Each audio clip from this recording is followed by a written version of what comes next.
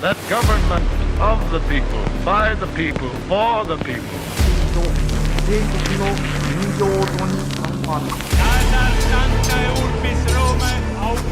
Да здравствует мир между народами. Урд минь Монголын уудам хад, хойно минь Монголын хүчрхэг их мордчлог байваа. 20 дугаар зуун бол Иран улсын хувьд эрх мэдэл, шашин, үндэсний баялаг, гадны нөлөөнүүдийн хоорондох ширүүхэн тэмцлийн 90 байв. Агва их Персийн эзэнт гүрний сүр хүч үлрэн одож, харин газрын тосны баялагаар нь дэлхийд хүндлэгдсэн энэ улс 20 дугаар зуунд колоничлол, модернизац, фашизм, дарангуутал ард түмний эсэргүүцэл, шашны хатуу засаглал гэх мэтээр олон засаглалыг сольсон тэмцлийн төлөөх, оршин тогтнолын төлөөх 90 байлаа. Иран улс 1906 онд анхны үндэсний хуулиа батлаж, Персийн эзэнт гүрний үрсад иранчууд анх удаага парламенттай болов.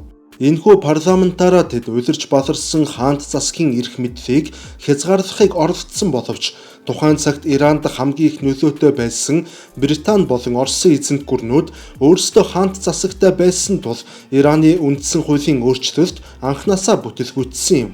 Улмаар 1925 онд Реза Пахлави шах Иранд цэргийн иргэвт хийж, Ираны бүх эрх мэдлийг өөрийн гарт оруулснаар тус улсыг шин зуунтай хөл нийлүүлэх чухал алхам хийсэн байдаг. Ираны шах Ираныг бүхэлд нь европчуулах, орчин үетэй хөл нийлүүлэх ажил хийж, тус улсын өмнөх нүүр царай, хуучинсаг байдал бүхэлдээ шинжлэгдэв. Мэдээч энэ бүх өөрчлөлтийн хажуугаар алдаа оноо дагалдалгүй яахав. Гэвч хамгийн том алдаа нь 1951 онд Ираны газрын тосны үйлдвэрүүдийг төрийн мэдэлд авч үндэстний бахархлын суурийг өрдөж чадсан ерөнхий сайд Мохаммед Мосаддекийн засгийн газрыг түлхэн унагсан явдал нь Ираны хаант засгийн хамгийн том алдаа болсон юм. Мохаммед Мосаддекийн засгийн газрыг Ираны газрын тосыг өөрсдийн хяналтанд оруулаад байсан Америкийн нэгдсэн улс болон Британи улсууд хамтран түлхэн унагсан юм. Энэ явдал нь Ираны ард түмэнд гадны нөлөөг өөрсдийн улсад хөндлөнгөөс оролцуулах нь ямар аюултай болохыг маш гүнзгийгээр ойлгуулж өгсөн үйл явдал болсон байдаг. Улмаар газрын тосыг төр давах гэсэн ерөнхий сайдыг түлхэн зайлуулсан энэхүү гунигт дурсамж нь бараг 30 жилийн дараа буюу 1979 онд тус улсад исламын хувьсгал гарах үндэс суурь нь болж өгсөн хачирхалтай. Ираны шахын эрх ямб, түүний хинжээлшгүй баян тансаг амьдралаас залхсан ард түмэн, шашин дүрийг хослон барих хүсэлтэй бүлэглэлүүд, барууны эсрэг үзэлтнүүд, мөн залуу үеийн мас хүч хавсарснаар Ираны шахын дэглэмийг түлхэн унгаж 1979 онд Иран улсад шашны хувьсгал ялалтанд хүрэх үүдийг нээсэн юм. Ийхүү нэгэн цагт барууны газрын тосны гол ханган нийлүүлэгч, хамгийн найдвартай холбоотон байсан Иран улс өнөөдөр барууны ертөнцийн хамгийн том аюулуудын нэг, чөтгөрийн тойргийн улсуудын нэг болон хувираад байна. Гэхдээ өнөөгийн Иран улсыг ойлгохын тулд өнөөдөр Иран улс яагаад Америк нэгдсэн улс тэр дундаа Израильтай мөнхийн дайсан болсон учир шалтгааныг ойлгохын тулд тус улсын 20 дугаар зууны дотоодын улс төр геополитик түүх нийгмийн сэтгэл зүйг зайлшгүй ойлгохоосоор аргагүй болж байгаа юм а. Харин энэхүү контентээр та бүхэнд маш богино хугацааны дотор энэ бүхнийг бүрэн ойлгуулах болно. Тэгэхээр гол сэдвтэ орохоос өмнө та бүхэндээ хамтран ажиллагч байгууллага болох Авторгын хууль зүйн товчоогоор танилцуулж байна. Хэрвээ танд болон таны аж ахуй нэгжид ямар нэгэн байдлаар хууль эрх зүйн зөвлөмж туслалцаа хэрэг болбол Авторганд хандаарай. Нэгэн цагт соёл иргэншилт ертөнцид өөрсдийн хатуу ноёрхлыг тогтоож байсан Персийн эзэнт гүрний сүр хүч 20 дугаар зууны босгон дээр нэгэнт дарагдав. Шинэ зуунд Ираны ард иргэд улсын эдийн засгийг бүрдүүлэгч худалдаачид нийгмийн хамгийн оюунлаг хэсэг нь бараг бүхэлдээ шахуу шахын эрх дураараа хэмжээлшгүй эрх мэдлийг эсэргүүцэж тус улсад парламент байгуулахыг шаардаж томоохон хэмжээний босолгуудыг өдөөж эхэлсэн юм. Улмаар 1906 онд Иран улс өөрийн анхны үндэсний хуулийг батлаж хааны эрх мэдлийг хэмжээлшгүй бус харин үндэсний хуульд хаант засагт шилжүүлж харин аль бие ёсоор тус улсын төрийн дэд эрх мэдфийг парламентод шилжүүлсэн байна. Гэхдээ хэдийгээр тус улс цаасан дээр парламентын засаглалт шилжсэн гэх боловч бодит байдал дээр энэхүү шилжилтэд маш том саад бэрхшээлүүд учирч байлаа. 1907 онд Британи болон Хаант Орос хоёр улс Ираныг өөрсдийн нөлөөний бүсээр хуваах гэрээ байгуулсан бөгөөд энэ гэрээ нь Ираны үндэсний эрх чөлөөг улан дорон гიშгсэн үйл явдал болсон юм. Учир нь тухайн үед Британи болон Орос хоёр Ираны газар нутагт өөрсдийн эдийн засгийн ашиг сонирхлыг хэдийнэ бүрэн бэхжүүлээд амжсан байсан бөгөөд тэд Иранаас онцгой их ашиг хүртэж байв. Тус хоёр улс Ираны төмөр зам, банк, газ, нефтийн салбар цаашлаад улс төрийн удирдлагууд тэр дундаа шаахыг өөрсдийн хяналтанд бүрэн хянаж байв. Иймд 1906 онд болсон үндсэн хуулийн нэмэлт өөрчлөлтөөс 2 жилийн дараа буюу 1908 онд Британи болон Оросын дэмжлэгтэйгээр Ираны шинэ хаан Мохаммед Али Шах парламентын засгийг нураахын тулд улс дотроо цэргийн эргэлт хийжээ. Гэвч түүний цэргийн эргэлт ердөө 3 жилийн настай байв. Ираны шахууд Британи болон Оросын нөлөөгөөр өөрсдийн эрх мэдлийг хадгалахыг хүсэж байсан бол ард түмэн бүхэлдээ парламентод бүрэн дүүрэн шилжихийг хүсэж байлаа. Ямар ч тач 20 дугаар зууны ихэнх үед Ираны ард иргэдийн хүсэл мөрөөдөл бүрэн утгаараа амжилтанд хүрч чадаагүй ч Ираны ардчлалын ихфэл яг энэ үед тавигдсан гэж үздэг. Иран улсад нөхцөл байдал хүндэрч ард иргэд болон төр засгийн хоорондын тогтворгүй байдал улам дамжирсаар байсан тул Иран улсад шинэ хүчтэй удирдагч шаардлагатай болов. Гэвч хувь тавилангаар тэрхүү хүн нь Реза хан байв. 1921 оны 2 дугаар сард Реза хаан армийн генерал цолтой байхдаа цэргийн эргэлт хийж нийслэлд Тегеран хотыг эзлэн авч өөрийн хяналтыг тогтоов. Түүний цэргийн эргэлтийг Ираны үндэслэх үзэлтэй сэхэтнүүд маш хүчтэй дэмжиж байлаа. Учир нь тэрээр улс орныг нэгтгэх, гадны нөлөөг хязгаарлах, дотоодын эмх цэгцийг сэргээх амлалтуудыг өгсөн юм. Улмаар 1925 онд Реза Шахын ихлүүлсэн төрийн эргэлт нь бүрэн ялалтанд хүрч тэрээр Ираны шинэ хаан болов. Тэрээр хаан болсныхын дараагаар улс орондоо урьд өмнө хизээж байгаагүй олон шинжлэлтүүдийг ихлүүлжээ. Тухайлбал Реза Шах нь Ираны хөдөө орон нутгуудаар тусдаан байдалтай тусгаар улс мэд байж ирсэн овг аймагуудыг тусгаар байдлыг устгаж нэгдсэн төрийн хатуу бодлогон дор төвлөрүүлж чадсан байна. Түүнчлэн үндэсний армийн шинжилгээг ихлүүлж улс орон даяар цэргийн бүрэн хяналтыг тогтоож чадав. Мөн Иранд тэрээр анх удаа шашнаас ангид буюу барууны хэв маягийн боловсролын системийг нэвтрүүлжээ. Бас хамгийн чухал нь тэрээр эмэгтэйчүүдийг хижаб өмсөхийг хориглож, харин эрчүүдэд Европ маягийн хувцас өмсүүлэх бодлогыг хэрэгжүүлж эхэлсэн юм. Мөн тэрээр Ираны төмөр зам, авто зам аж үйлдвэрүүд, цахилгааны сүлжээнүүдийг шинээр байгуулж, Иран улсыг аж үйлдвэрлэжүүлэх бодлогын шавыг тавьжээ. Түүнчлэн эзэн хаан Ираны Перс гэх нэрийг аль биесээр өөрчилж 1935 онд Иран гэх нэрийг олон улсад зарлав. Шинэ хаан тус оронд чамгүй ихийг хийж эхлүүлж байлаа. Гэхдээ энэ бүхэн мөн л хатуу гараар хийгдэж байв. Тухайлбал тэрээр шашны байгууллагуудыг хязгаарлаж, исламын шашны санваартнуудыг шахан зайлуулах бодлого баримталж, мөн хэвлэл мэдээлэл, сөрөг хүчнүүдийг хатуугаар хориглож, тагнуулын байгууллагуудаар дамжуулан өөрийнх нь бодлогыг эсэргүүцсэн хямгаагч байсан барьж хордог болов. Мөн нэг их удалгүй дэлхийн 2 дугаар дайн болов. Реза Шах хүсээгүй британчуудтай найрсаг харилцаатай асар их хамааралтай байсан боловч тэрээр улс орон доторх гадны улсуудын нөлөөг тэнцвэржүүлэхийн тулд Германтай харилцаагаа ойртуулж эхэлжээ. Улмаар Британи болон Зөвлөлт холбоот улс хоёр Ираныг Германтай холбоотон болохоор зэхэж байна хэмээн сэжиглэж 1941 онд холбоотны цэргийн эвсэл шууд Иранд цэргийн хүчээр цөмрөн орж Реза Шахыг хаан ширээнээс нь унгаж оронд нь түүний хүү Мохаммед Реза Шахыг залхамжлуулав. Британи ба Зөвлөлт холбоот улсын цэрэг Ираны хааныг түлхэн унгаж оронд нь түүний хүү Мохаммед Реза Шах Пахлавиг 1941 онд Ираны эзэн хаанаар өргөмжлөв. Энэ үед шинэ хаан дөнгөж 22 настай улс төрийн хувьд ямар ч туршлагагүй байв. Энэ ч утгаараа шинэ хааны сул талыг ашиглаж парламентын гишүүд олон нийтийн бүлэглүүд өөрсдийн эрх мэдлийг тэлж эхлэв. Тухайн үед Ираны нийт газрын тосны баялаг дээр Anglo-Iranian Oil компани буюу өнөөгийн BP компани төвлөрөн сууж асар их ашиг олж байсан бөгөөд харин Иран улс өөрөө маш бага ашиг хүртэж байсан нь Ираны ард түмний дургуутсыг хүргэж эхлэв. Улмаар Ираны үндэсний ухамсар ардчлалын төлөөх сэрэл мэдрэмж хүчтэй сэтэрч эхэлсэн бөгөөд энэ үеэр үндэсний үзэлтэн их оронч доктор болох Мохаммед Мосадик ард түмний нүсэр их дэмжлэгээр улс төрийн тавцсанд хүч түрэн гарч ирэв. Улмаар 1951 онд Мосадик парламентын олонхын дэмжлэгээр ерөнхий сайд болжээ. Тэрээр эрх мэдэлд хүрснийхэн дараагаар хамгийн том анхны алхмаа хийсэн нь Английн нефтийн компаниудыг эх орноосоо хөөн зайлуулж бүх газрын тосны баялагийг үндэсний баялаг болгох шийдвэр гаргасан юм. Түүний энэхүү шийдвэр нь Ираны ард түмний бахархлыг сэтрээж баяр хөөрт умбуулж байсан бол барууны орнуудыг нөгөө талаар асар ихээр бухимдуулж байлаа. Үүний улмаас британчууд Ираны эсрэг олон улсын эдийн засгийн хориг тавьсан бол Америкийн нэгдсэн улс харин Ираныг коммунизм руу хазааж байна хэмээн мөн л хориг тавьсан байдаг. Гэвч 1953 онд тун таагүй үйл явдал болов. Америкийн нэгдсэн улс болон Британий тагнуулын байгууллагууд хамтран ажиллаж Мосадикийг унгаах төлөвлөгөө боловсруулж эхэлсэн бөгөөд энэхүү төлөвлөгөөг түүхэнд Operation Ajax хэмээн нэрлэсэн байдаг. Улмаар Америкийн нэгдсэн улс болон Британий тагнуулын байгууллагуудаас Иран даяар эсэргүүцлийн жагсаал цуглаануудыг зохион байгуулж хэвлэл мэдээллийн давуу байдал болон армийн дэмжлэгийг ашиглаж 1953 оны 8 дугаар сард Мосадикийн засгийн газрыг түлхэн унгав.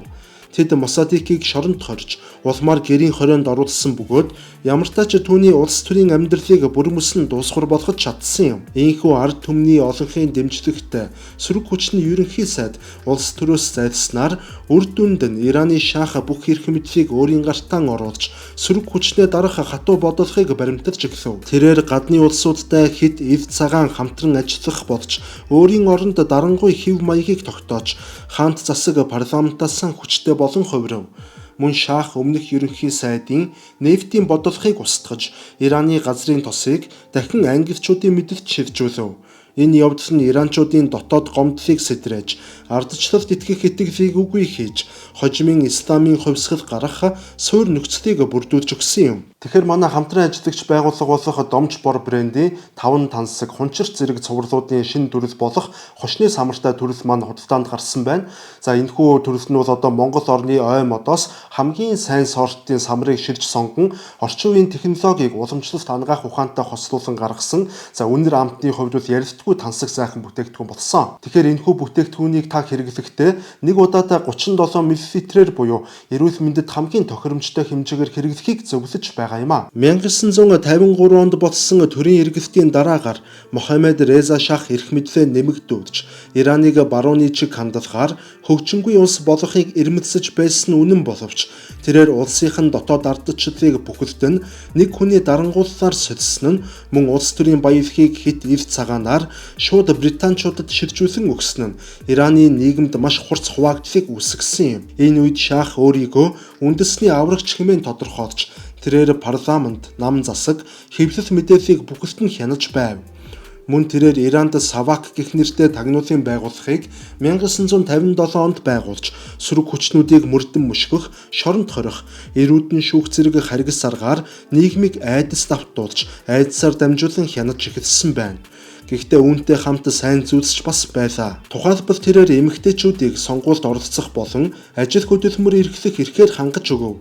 Бичиг үсгийн төвшинг нэмэгдүүлэхийн тулд боловсролыг үнэгүй буюу хүртээмжтэй болгож барууны технологиудыг нэвтрүүлснээр тус улсад хөнгөн аж үйлдвэрийн салбар хөгжиж эхэлсэн юм. Гэвч энэхүү шинжилэлтүүд нь Ираны шашны бүлэглүүд болон уламжлалт нийгмийн давхаргуудад огтоосон таалагдсангүй. Тэд шаахын хийсэн зүйлсийг соёлын төрөмгийлэл хэмээн үзэж байлаа. Мөн олон мянган жилийн турш хуучинсаг байдалтай байж ирсэн иранчуудын дотоод нийгэмд шинэ үнэт зүйл гинт нэвтрүүлснээс болоод ард түмний дунд бас бүрэн дэмжигдэхгүй байв. Улмаар 1963 онд Иран дахь шашны маш нэр хүндтэй удирдагч болох Айтолла Рухалла Хомейни Ираны шаахыг баруунтай байгуулсан гэрээг эрс шүүмжилж шаахын засгийг ил тодоор буруутгасаар нийгэмд хүчтэй дуу хоолой болон гарч ирэв. Улмаар шаах түүнийг баривчилж шорон дараа нь гэрийн хорионд байлгасаар 1964 онд Иракийн Нажаф хот руу цөлөв.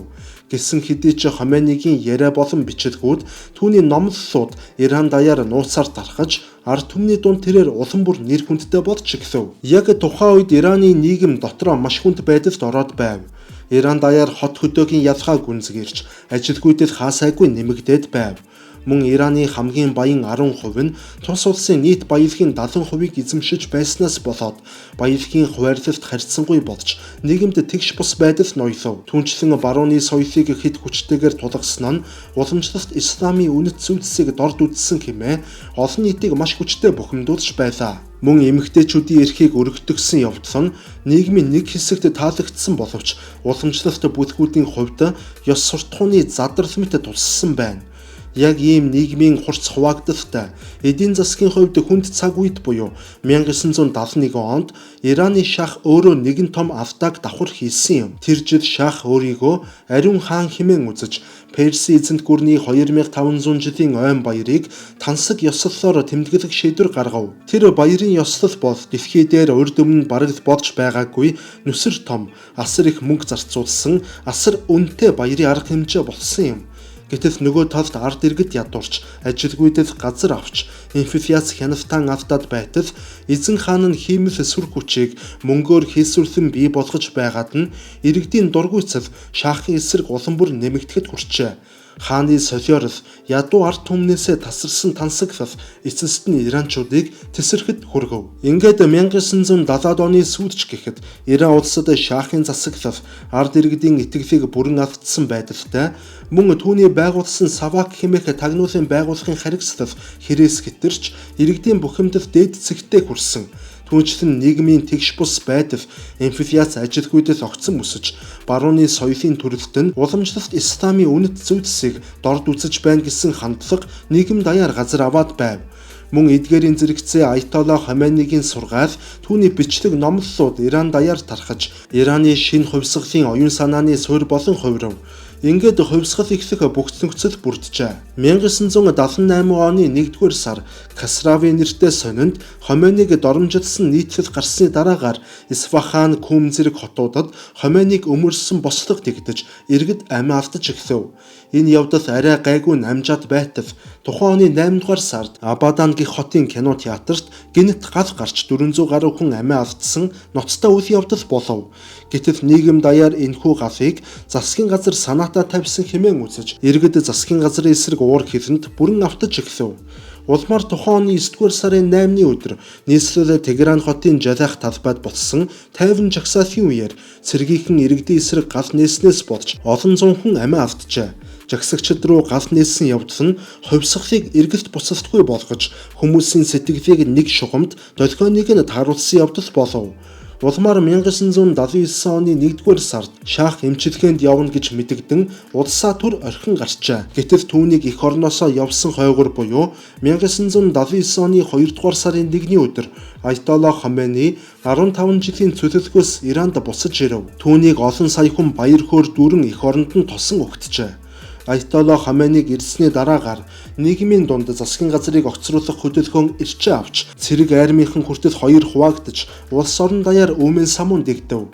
Аятолла Хоменей эх орондоо иргэн ирснээр яг 10 хоногийн дараа буюу 2-р сарын 11-ний өдөр шахын засгийн газар иргэддээ бууж өгч засгийн газрын бүх байрууд хувьсгалчдад эзлэгдэж Иранд исламын хувьсгал ялалтанд хүрч шахын 2500 жилийн хаант засагт төгсгөл тохиов. Улмаар 1979 оны 4-р сард бүх нийтийн санал асуулгаар Иран улсын нэрийг исламын бүгд найрамдах Иран улс болгон өөрчилж Аятолла Хоменейг дээд удирдагч болгон өргөмжилж бүх эрх мэдлийг түүнд төвлөрүүлв. Мөн шашны удирдагч Ираны хуулийн тогтолцоогоор шариатын хуулийг солив. Шинэ үндсэн хуулиар тус улсад ерөнхийлөгч болон парламент байх боловч жинхэнэ эрх мэдэл нь дээд удирдагчид харьяалагдах тогтолцоо бүрдсэн юм. Мөн 1979 оны 11-р сард хувьсгалч оюутнууд Тегеранд байрлах Америк нэгдсэн улсын элчин сайдын яамыг эзлэн авч 52 Америкийн дипломатчийг 444 хоногийн турш барьцаалав. Үүний улмаас Америк нэгдсэн улс Ираны эсрэг эдийн засгийн хориг тавьж Ираны гадна дах хөрөнгийг зарцаав. Энэ явдал нь Америкийн нэгдсэн улс Ираны харилцааг гүнзгий хүйтэн дайсагнацад хүргэсэн бөгөөд яг энэхүү дайсагнал өнөөдрийг хүртэл үргэлжлэсээр байна. Хэдийгээр исламын хувьсгал язалтанд хүрсэн боловч улс орон бүхэлдээ гүн гүнзгий эмх замбраагүй байдалд оров. Аятолла Хаменei шашин төрийн нэгдсэн засаглалыг бэхжүүлэхийн тулд хууль шүүх боловсрол, хэвлэл мэдээлэл эмэгтэйчүүдийн эрх хувцаслалт гэх мэтээр бүх салбарт шариатын зарчмыг тулгаж эхлэв. Мөн тэрээр барууны соёлыг устгах, Америкийн нэгдсэн улс Израилийг их баг сатан хэмээн нэрлэж, улсын бүх гадаад бодлогыг сөргөлтөөний тэнхлэгдээр байршуулв. Ийхүү хувьсгалын дараагаар Иран улсын дотоод нийгмийн бүтцээ дахин байгуулах гэж завгүй ажиллаж байтал хурш зэрэгэлдэх Саддам Хусейн тэргүүтээ Иракчууд Ираны энэхүү сул байдлыг ашиглан Ираны газрын тосны бүсийг эзлэн авахар санаархаж эхлэв. Ингээд 1980 оны 9-р сарын 22-ны өдөр Ирак улс Ираныг гиндүүлэн довтоджээ. Саддам дайныг хэдхэн хоногийн дотор дуусгах гэж төлөвлөж байсан ч энэхүү дайн сунжирсаар 8 жил болж эцэст нь хинэн ч язалт байгуулалтгүйгээр дуусгар болов. Энэ дайнд Иракийн зүгээс химийн зэвсгийг асар ихээр ашиглаж байсан бөгөөд барууны орнууд тэр дундаа Америкийн нэгдсэн улс, Франц, Герман, Британи зэрэг улсууд Иракийг ялуулахын тулд Саддам Хусейнийг зэвсгээр хангаж байлаа.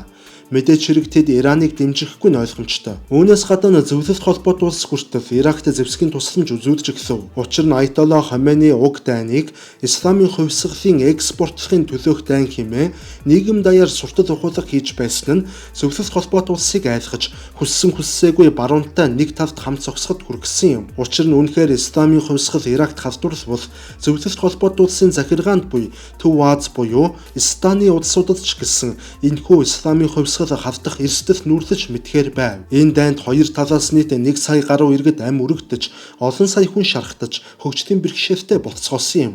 Мөн Иран болон Иракийн эдийн засгийн салбарууд болох нефт дэд бүтэц, аж үйлдвэрийн салбарууд бүрэн сүрж, хоёр улс хоёулаа дампуурлын ирмэг тулж ирэв. Иран улс хэдийгээр эдийн засгийн дороотол дээр нэмээд барууны болон зөвлөлтийн зах зээлээс бүрэн тусгаарлагдаж маш хүнд байдалд орсон боловч тус улсад үндэсний бахархал, хувьсгалт үзэл санаа хүчтэй байсан тул улс үндэстний оршин тогтнох хүчээ хадгалж чадаж байлаа. Улмаар дайн эхэлснээс 8 жилийн дараа буюу 1988 онд нэгдсэн үндэсний байгууллагын аюулгүй зөвлөлийн 598 дугаар тогтоолыг хоёр тал хүлээн зөвшөөрснөөр ганц зогсоох гэрээг амжилттай байгуулав. Аятолла Хаменейгийн хувьд Ирак төрүүлж Иранд халдсан тул Ирак улсад асар их үс санаж байв. Гэхдээ тэрээр улс үндэстнээ дотоодын асуудлуудаа шийдэхийн тулд дайныг зогсоохоос өөр арга түнд байсангүй. 1989 оны 6 дугаар сарын 3-ны өдөр Ираны исламын хувьсгалын эцэг гэгддэг Аятолла Хаменei нас барсан нь бүхэл бүтэн дэглэмийг докторгүй байдалд оруулж болцсошгүй нөхцөл байдлыг үүсгэв. Аятолла Хаменейгийн дараа Али Хаменei дээд удирдагчаар сонгогдов. Улмаар Хаменейгийн нас баралтын дараагаар дээд удирдагчид олгох эрх мэдлийг улам бүр төвлөрүүлж, түүнд шүүх засаглал, айрам, хэвлэл мэдээлэл, шариатын хууль гээд бараг бүх эрх мэдлийг бүрэн олгов. Шин дээд удирдагч өмнөхөөс ч илүү эрх мэдэлтэй болон хувирав. Мөн Иран улсад 1989 онд Али Акбар Хашеми гэх шин ерөнхийлөгч гарч ирсэн бөгөөд тэрээр дайны дараах эдийн засгийн сэргээн босголт улс орны зарим салбаруудыг либералчлах үеийг эхлүүлсэн юм. Шин ерөнхийлөгч Иран улсад барууны бизнес болон хөрөнгө оруулалтыг маш хязгаарлагдмал хэмжээнд нэмэхийг эрмэлзэж, тэд бүтэц үйлдвэр газрын тосны байгууламжуудыг сэргээж дайны дараах эдийн засгийг босгож эхлэв. Хэдийгээр Иранд эдийн засаг дайны дараа сайжирч эхэлсэн ч улс төрийн ардчлал, хүний эрх чөлөө улам бүр хомигдсаар байлаа. Барууны ном зохиол кинонуудыг хянах болж хэвлэл мэдээлэл зөвхөн төр засгийн үгийг дамжуулах хэрэгсэл болон хувирав. Харин гадаад бодлогын хувьд зөвлөлт холбоот улс задран унссны дараагаар Төв Азийн улс орнуудтай Иран улс харилцаагаа сэргээж мөн Хятад болон Оростой ойртох бодлогыг баримталж эхэлжээ. Хэдийгээр тэд баруунтай харилцах хүсэлтэй байсан боловч Америкийн нэгдсэн улстай урьд үүсгэсэн таарамжгүй уур амьсгал нь хэвээр байсан тул харилцаагаа шинэ шатанд гаргаж чадсангүй. Тэгэхээр контентын дундуур та бүхэндээ манай сувгийн зүгээс эрхлэн гаргасан энэхүү XX түүх буюу хүн төрөлхтний фото түүх ном маань бол худалдаалагдсаар байгаа гэдгээ бол одоо зарлаж байна. За хэрвээ та түүх сонирхдаг бол ховор чамин ном цуглуулдаг бол за мөн манай сувгийг одоо дэмжиж дэмждгээ илэрхийлэхийг хүлээхийг хүсдэг бол энэхүү номыг бол худалдаа аваарай гэж хүсье. За номыг хэрхэн захиалах талаар дэлгэрэнгүй мэдээлэл доор сэтгэгдэл хэсэгт бол байршиж байгаа. Улмаар 1997 оны ерөнхийлөгчийн сонгуулиар Мохаммед Хатами гэгч нэгэн сонгогдов. Түүнийг ялна гэж хинч тооцоодж байгаагүй боловч Ираны дунд давхарга болон оюутнууд эмэгтэйчүүдийн асар их дэмжлэхээр тэрээр ялалт байгуулж чаджээ. Шинэ ерөнхийлөгч хэвлэлийн эрх чөлөөг нэмэгдүүлэх, иргэний нийгмийг бэхжүүлэх, эмэгтэйчүүдийн эрхийг нэмэгдүүлэх, соёлын диалог хийх зорилготойгоор гарч ирсэн байна. Гэвч бодит байдал дээр тэрээр дээд удирдагч Хаменей ба шариатын зөвлөл ховсгалт гвардийн хатуу хяналтанд ор ажиллахаас өөр аргагүй байв. Тэрээр өөрийн хийх гэсэн ажлуудыг хийхээр маш олон хуулийн төслүүдийг санаачилсан боловч харамсалтай нь түүний санаачилсан бүх хуулийн төслүүд бүр бүгд хүчингүй болсон юм. Иймд Ираны оюутнууд бослого тэгдэж 1991 онд хэвлэлийн эрх чөлөөг дэмжих хэмээх жагсаал хийсэн боловч цэргийнхэн болон хувьсгалт гвардийнхан бослогыг тарааж олон залуус алагдаж зодуулан шоронд хоригдсоор төгссөн юм. Ингээд ерөнхийлөгч Хатамигийн шинжлэл нь ердөө хоосон амлалт ямар ч боломжгүй зүйл болон хувирв. Харин гадаад харилцааны хувьд тэрээр Европын орнуудтай харилцаагаа сэргээхэд амжилт олж чадсан гэж үздэгч Америк нэгдсэн улстай харилцааны хувьд дээд удирдагч Хаменей ямар ч уучлалт гуйхгүй гэсэн хатуу байр суурьтай байсан учраас дээд удирдагчийн чиглэлийн дагуу ажиллахаас өөр аргагүй болсон байна. Гэтэл яг энэ үеэр буюу 2002 онд Америк нэгдсэн улсын ерөнхийлөгч Жорж Буш Иран улсыг чөтгөрийн тэнхлэгийн орон хэмээн зарласнаар хоёр орны харилцаа эргээд муутахад хүрсэн байдаг. Мөн үүний дараа 2003 онд Иран улс нууцаар цөмийн хөтөлбөр хэрэгжүүлж байсан нь олон улсад илэрч дэлхийн улс орнуудын зүгээс шууд дарамтанд өртөж эхлэв. Ерөнхийлөгч Хатами энэ асуудлыг дипломат аргаар шийдвэрлэхийг эрмэлзэж байсан ч үндэсний гвард болон дээд удирдагч мөн парламентын зүгээс тэр дор нь Иран улс өөрийгөө хамгаалах эрхтэй хэмээн дипломат бус шууд шаардсан байдалтайгаар ярьснаас болж харилцаа дахин муудаж эхэлсэн байдаг. Улмаар ерөнхийлөгч Хатамигийн дараагаар Махмуд Ахмадижаны 90 үе эхэлсэн бөгөөд энэ 90 үеийн уур амьсгал өнөөдрийг хүртэл үргэлжилсээр байна. Яг одоогоор Иран улс нь орчин цагийн түүхийнх хамгийн популист бөгөөд барууныг маш хүчтэй эсэргүүцсэн түүхэн дэх магадгүй хамгийн хүчтэй эсэргүүцлийн он жилүүд дээр явж байна. Ямар ч тач Иран улсын 20 дугаар зууны түүх бол ердийн нэг улс үндэстний түүх огтосон биш. Энэ бол асар том сургамж юм. Уламжлал ба орчин үе, шашин ба төр засаг, ард түмэн ба эзэн хаад, гадны нөлөө ба үндэсний ухамсар хооронд дүрнсэн цус ба итгэцэд тэмцлэр дүүрэн 900 байв. Тэд хаант засгаа унгаж парламент байгуулсан ч гадны гар хөлүүд ард түмний мөрөөдлийг улан дороо гიშгэв. Тэд газрын тосны баялгаа авч дахин өндийн болсон боловч эргээд ард түмнээс нь булаагаад авчихв. Улмаар ард түмний ардчлалд итгэх итгэл авдарч тэр итгэл авдарснаас болж исламын хувьсгал тус улсад ялалтанд хүрэх эхлэл тавигджээ. Түүхэнд анх удаа эзэн хаад бус харин ард түмэн ялсан мэт мэдрэмж авсан нь 1979 оны исламын хувьсгал байв. Гэвч хэдийгээр ард түмний ялалт мэт харагдаж байсан ч энэхүү ялалт нь шин цагийн дарангууллын багийг нүүрэндээ нууцсаар зүүсэн ялалт байв. Алалхаар дарамтлсан амлалтууд, шариатаар хязгаарласан сэтгэлгээ нь Иран улсыг дотроос нь зүсэж байв. Иран улсын түүх бол гадаадын дарлалаас зугтсан ард түмэн, эцэстээ дотоодын боодчлалын гинжинд гагнагдсан харуулсал дүүрэн 20 дугаар зууны түүх юм.